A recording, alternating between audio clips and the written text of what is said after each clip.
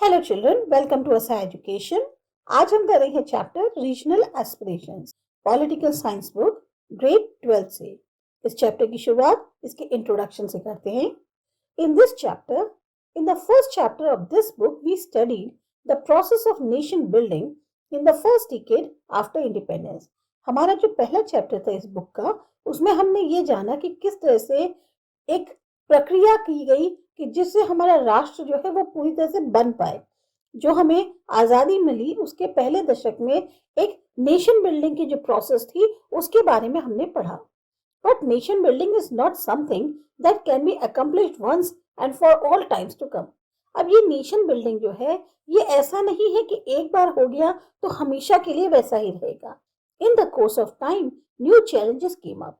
जैसे जैसे समय बीतता गया नई नई चुनौतियां सामने आती गई। Some of the old problems have never been fully resolve. कुछ पुरानी समस्याएं ऐसी थी जो ऐसा था कि आज तक कभी पूरी तरह से सुलझ नहीं पाई थी। As democratic experiment unfolded, people from different regions began to express their aspirations for autonomy. अब ये जो लोकतांत्रिक का एक जो प्रयोग था लोकतंत्र का कि हमारी कंट्री जो है वो डेमोक्रेटिक गवर्नमेंट होगी यहाँ पे, तो जब ये लोकतांत्रिक प्रयोग जो है जब ये सामने आया तो जो लोग थे अलग अलग क्षेत्र से वो अब अपनी आकांक्षाएं जताने लग गए कि हम जो है अपने राज्य में खुद शासन करें। Sometimes these aspirations were expressed outside the framework of the Indian Union. जिस तरह का हमारा इंडियन यूनियन का एक फ्रेमवर्क बनाया था, कई बार इनकी आकांक्षाएं जो है उससे बाहर की भी हो जा रही थी। These involved long struggles and often aggressive and armed assertions by the people. अब इसके लिए या इसमें हम कह सकते हैं इन आकांक्षाओं के लिए लोगों ने काफी लंबे संघर्ष भी किए। कई बार ये जो संघर्ष थे काफी तनावपूर्ण थे, इसमें लोगों द्वारा हथियार भी उठाए गए थे। This new challenge came to the fore in 1980s as the Janta experiment came to an end and there was some political stability at the center. अब ये नया चैलेंज जो था ये सामने आया 1980s में। जो जनता का प्रयोग था एक तरह से अब वो खत्म हो चुका था और कुछ राजनीतिक तौर पे स्थिरता आ गई थी सेंटर में। This decade will be remembered as for some major conflicts and accords in the various regions of the country, especially in Assam, the Punjab, Mizoram, and the developments in Jammu and Kashmir. ये जो दशक है ये कुछ इसमें ज्यादा ही बड़े झगड़े हुए या कुछ ऐसी चीजें हुई इस अलग अलग क्षेत्रों में कंट्री के जो काफी ज्यादा इसकी वजह से याद रखा जाएगा। ये जो झगड़े थे ज्यादा आपके आसाम में, पंजाब, मिजोरम या जो डेवलपमेंट्स जम्मू एंड कश्मीर में उसको लेकर थे। In this chapter we study these cases so as to ask some general questions. अब इस चैप्टर में हम इन्हीं केसेस के बारे में पढ़ेंगे और कुछ जनरल सवाल आपको बताएं। Which factors contribute to the tensions arising out of the regional aspirations. वो कौन से फैक्टर्स थे जिनकी वजह से इन जो क्षेत्रीय तौर पर लोगों की जो आकांक्षाएं थी उनमें तनाव उत्पन्न हो रहा था। How has the Indian state responded to these tensions and challenges. हमारे इंडियन स्टेट ने इन चैलेंजेस और इन टेंशंस को कैसे उसके लिए रिएक्ट किया। What kind of difficulties are faced in balancing democratic rights and national unity? कौन कौन सी कठिनाइयां जो है उनका सामना करना पड़ा एक संतुलन बनाने के लिए जहां एक तरफ लोकतांत्रिक अधिकार थे और दूसरी तरफ जो है राष्ट्रीय एकता को भी बना के रखना था। What are the lessons here for achieving unity with diversity in a democracy? हमने कौन से ऐसे सबक सीखे कि अगर हमें अनेकता में एकता जो है लोकतंत्र में हासिल करनी है तो उसके लिए हमने कौन कौन से सबक सीखे। तो अब अपने चैप्टर को फिर इसके बाद शुरू करते हैं। हमारा सबसे पहला टॉपिक है reason and the nation. 1980s में be seen as a period of rising regional aspirations for autonomy often outside the framework of the Indian union. 1980s का जो दौर था उस टाइम पे बहुत ज्यादा रीजनल तौर पे एस्पिरेशंस लोगों की उठ रही थी, डिमांड्स थी ऑटोनॉमी को लेकर और जो उनकी डिमांड्स थी वो काफी हद तक जो हमारी इंडियन यूनियन का फ्रेमवर्क है उससे बाहर की थी। These movements frequently involved armed assertions by the people, their repression by the government, and a collapse of the political and electoral processes. अब ये जो आंदोलन थे इसमें क्या था, लोग हथियार भी उठा रहे थे, गवर्नमेंट भी इनके आंदोलन को दबाने की कोशिश कर रही थी और यहाँ तक हम कह सकते हैं कि राजनीतिक या ये जो एक हमारा इलेक्शन की जो प्रक्रियाएं हैं ये पूरी तरह से कोलैप्स कर गई थी। It is also not surprising that most of these struggles were long drawn and concluded in negotiated settlements or accords between the central government and the groups leading the movement for autonomy. अब ये भी कोई आश्चर्य की बात नहीं है कि इसमें ज़्यादातर जो स्ट्रगल्स थे वो बहुत लंबे समय से खिंच रहे थे, और ख़त्म कैसे हुए कि एक नेगोशिएशन हुआ या एक सहमति बनी सेंट्रल गवर्नमेंट और उन ग्रुप्स के बीच में जो इन मूवमेंट्स को ऑटोनॉमी के लिए लीड कर रहे थे। The accords were reached after a process of dialogue that aim to settle continuous issues within the constitutional framework. अब जो सहमति थी वो इस तक पहुंच गई कि भाई आपस में बातचीत करी जाए ताकि जो भी मुद्दे हैं जिसके ऊपर विवाद है उनको कॉन्स्टिट्यूशनल फ्रेमवर्क के आधार पर सुलझाया जाए। Yet the journey to the accord was always tumultuous and often violent. पर ये जो सफर है एक सहमति का, उस सहमति तक पहुंचने का, वो कई बार जो है काफी ज्यादा डिस्टर्बिंग होता है और इवन काफी ज्यादा वायलेंट यानी हिंसात्मक भी हो जाता है। Indian approach in studying the Indian Constitution and the process of nation building, we have repeatedly come across one basic principle of the Indian approach to diversity. जो भी हम अभी तक इंडियन कॉन्स्टिट्यूशन या जो भी प्रोसेस है नेशन बिल्डिंग का उसको हम पढ़ रहे हैं, उसमें हमने एक बात बार बार पढ़ी है, एक ऐसे प्रिंसिपल जो इंडियन अप्रोच का है डाइवर्सिटी को लेकर, उसको हमने बार बार उसके हम पास आए हैं। The Indian nation shall not deny the rights of different regions and linguistic groups to retain their own culture. हमारा जो इंडियन नेशन है वो और जो अलग अलग क्षेत्र हैं या जो भाषा बोलने वाले क्षेत्र हैं उनके अधिकारों को ऐसा नहीं है कि वो मना करेगा ताकि अपना खुद का कल्चर जो है उसको चालू रख सके।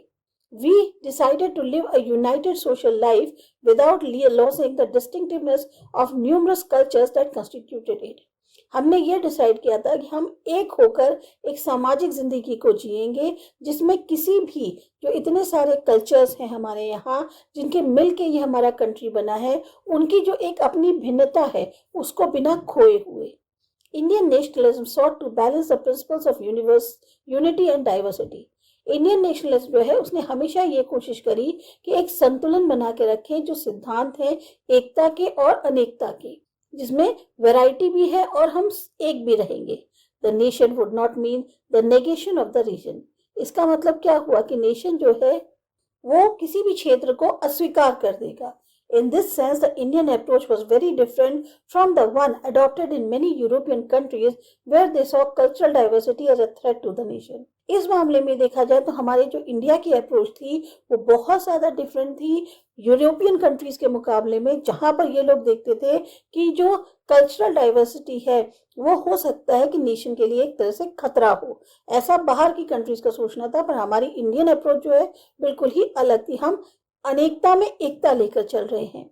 India adopted a democratic approach to the question of diversity. अब इंडिया ने यहाँ पर एक लोकतांत्रिक अप्रोच अपनाई जो डाइवर्सिटी का सवाल था उसको लेकर। Democracy allows the political expression of regional aspirations and does not look upon them as anti national. लोकतंत्र में क्या होता है कि अगर आप अपनी जो भी क्षेत्रीय आकांक्षाएं हैं अगर आप उनको जो है राजनीतिक तौर पे व्यक्त कर रहे हो तो इसको जो है एंटी नेशनल नहीं देखा जाता कि आप देश के खिलाफ हो एक तरह से। Besides, democratic politics allow parties and groups to address the people on the basis of their regional identity, aspiration and specific regional problems.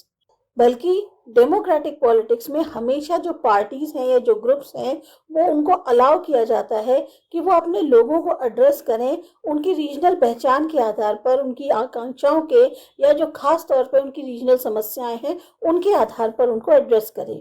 Thus, in the course of democratic politics, regional aspirations get strengthened. अब ये जो एक time period था democratic politics का, ये जो एक हमारा डेमोक्रेटिक पॉलिटिक्स है इसके अंदर जो क्षेत्रीय एस्पिरेशंस थी रीजनल तौर पे वो जो है काफ़ी ज़्यादा प्रबल होती चली गई। At the same time, democratic politics also means that regional issues and problems will receive adequate attention and accommodation in the policy making process. एक तरफ ये भी था कि जो डेमोक्रेटिक पॉलिटिक्स है उसका मतलब क्या है कि जो रीजनल मुद्दे हैं समस्याएं हैं उनको भी पूरी तरह से उनके ऊपर भी ध्यान दिया जाए। साथ ही साथ जब कोई नीति बन रही हो ऐसी प्रक्रिया में इनको भी जो है समस्याओं को शामिल किया जाए। मतलब सब चीज़ों को देखकर जो है जो क्षेत्रीय तौर पे भी समस्याएं हैं उनको भी ध्यान में रख कर जो है नीतियों को बनाया जाए। Such an arrangement may sometimes lead to tensions and problems. इस तरह के अरेंजमेंट्स में कई बार जो है तनाव भी होते हैं, समस्याएं भी होती हैं। Sometimes the concern for national unity may overshadow the regional needs and aspirations. अब कई बार जो होता है, जो रीजनल नीड्स हैं, एस्पिरेशंस हैं, उस पर जो है नेशनल यूनिटी हावी हो जाती है। At other times, a concern for region alone may blind us to the larger needs of the nation. अब कई बार ऐसा होता है कि हम रीजन की या किसी पर्टिकुलर क्षेत्र की ज्यादा चिंता करते हैं, तो और जो जरूरत की बड़ी बड़ी जरूरतें हैं नेशन की, उनको उनके प्रति ध्यान नहीं दे पाते। Therefore, political conflicts over issues of powers of the region, their rights and their separate existence are common to nations that want to respect diversity while trying to forge and retain unity. तो कई बार राजनीतिक तौर पे मतभेद होते हैं, जो मुद्दे हैं पावर को लेकर क्षेत्रों के, या उनके अधिकार हैं, या उनकी अलग से एक पहचान है, एग्जिस्टेंस है, ये सब उन देशों में बहुत कॉमन है जो चाहते हैं कि हम डाइवर्सिटी को भी रिस्पेक्ट करें, और वहीं एक तरफ चाहते हैं कि जो उनकी यूनिटी है वो भी बनी रहे। Areas of tension. In the first chapter, you have seen how immediately after independence, our nation had to cope with many difficult issues like partition, displacement, integration of princely states, reorganization of states and so on. आपने पहले chapter में देखा था कि सीधे हमें जब independence मिली है, आज़ादी मिली है, उसके बाद हमारे नेशन को बहुत सारे ऐसे कठिन मुद्दे थे जिनसे जूझना पड़ रहा था, जैसे पार्टीशन हो गया, लोगों का एक जगह से दूसरी जगह का डिस्प्लेसमेंट हो गया, जो प्रिंसली स्टेट्स थे उनको जोड़ना, या दोबारा से स्टेट्स को रीऑर्गेनाइज करना। Many observers, both within the country and from outside, had predicted that India as one unified country cannot last long. बहुत से ऐसे ऑब्जर्वर्स थे, चाहे कंट्री के अंदर हो या बाहर हो, उन्होंने ये प्रेडिक्शन किया था कि इंडिया जो है एक यूनिफाइड कंट्री बहुत लंबे समय तक नहीं रह पाएगा। Soon after independence, the issue of Jammu and Kashmir came up. अब जैसे ही आज़ादी मिली वैसे ही जम्मू कश्मीर का मुद्दा सामने आ गया। It was not only a conflict between India and Pakistan. ये खाली एक इंडिया और पाकिस्तान के बीच का ही मतभेद नहीं था। More than that, it was a question of political aspirations of the people of Kashmir Valley. इसमें कहीं ज़्यादा जो लोग थे कश्मीर वैली के, उनकी जो एक तरह से राजनीतिक तौर पे आकांक्षाएं थी, वो जो है ज़्यादा उस पर सवाल थे। Similarly, in some parts of the northeast, there was no consensus about being a part of India. इसी तरह से कुछ हिस्से नॉर्थ ईस्ट के थे, वहां पर बहुत ज्यादा आम राय नहीं थी कि वो जो है इंडिया का एक हिस्सा है। First Nagaland and then Mizoram witness strong movements demanding separation from India. पहले नागालैंड में, फिर मिजोरम में बहुत ज्यादा इस तरह के आंदोलन हुए कि हमें इंडिया से अलग होना है। In the south, some groups from the Dravid movement believed briefly toyed with the idea of a separate country. वहीं साउथ में भी कुछ ऐसे ग्रुप्स थे ड्रेविड मूवमेंट से, जो इस आइडिया को ज्यादा सपोर्ट कर रहे थे कि हम जो हैं अपना अलग ही एक हमारा कंट्री होना चाहिए। These events were followed by mass agitations in many parts for the formation of linguistic states. अब ये सब जो घटनाएं थी, इसमें क्या था कि बहुत ज्यादा लोग जो हैं वो आक्रोश में थे, विरोध कर रहे थे दुनिया जो इंडिया है उसके कई सारे हिस्सों में, कि हमारे जो है भाषा के तौर पर स्टेट के आधार पर स्टेट्स बनने चाहिए। Today's Andhra Pradesh, Karnataka, Maharashtra and Gujarat were among the regions affected by these agitations. तो आज की डेट में जो आंध्र प्रदेश, कर्नाटक, महाराष्ट्र और गुजरात हैं, ये वो क्षेत्र थे जो सबसे ज्यादा इन एजिटेशंस की वजह से असर पड़ रहा था। In some parts of southern India, particularly Tamil Nadu, there were protests against making Hindi the official language of the country. उसी तरह से सदर्न इंडिया में, खासतौर से अगर हम तमिलनाडु की बात करें, तो वहां पर बहुत ज्यादा विरोध हो रहा था कि हिंदी को जो है कंट्री की ऑफिशियल लैंग्वेज बनाया जा रहा है, national language. In the north, there was strong pro-Hindi agitations demanding that Hindi be made the official language immediately. और जहां एक तरफ साउथ में उसका विरोध हो रहा था, वहीं नॉर्थ में जो है बहुत ज्यादा इस चीज को लेकर हो रहा था कि नहीं, हिंदी को ही जो है ऑफिशियल लैंग्वेज बनाना चाहिए, फौरन बनाना चाहिए। From the late 1950s, people speaking Punjabi language started agitating for a separate state from themselves. अब इसी तरह से 1950s के बाद जो लोग पंजाबी लैंग्वेज बोलते थे, वो कहने लग गए कि नहीं, हमें जो है अपने लिए एक सेपरेट स्टेट चाहिए। This demand was finally accepted and the state of Punjab and Haryana were created in 1960. तो फाइनली इस डिमांड को मान लिया गया और स्टेट जो है पंजाब और हरियाणा के, उनको बना दिया गया 1966 में। Later, the states of Chhattisgarh, Jharkhand and Uttaranchal were created.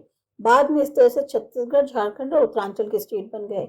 Thus the challenge of diversity was met by redrawing the internal boundaries of the country. तो ये जो एक डाइवर्सिटी की एक चुनौती थी, इसको जो है सॉल्व किया गया, उससे डील किया गया कंट्री के अंदर ही दोबारा से इंटरनल बाउंड्रीज को बनाकर।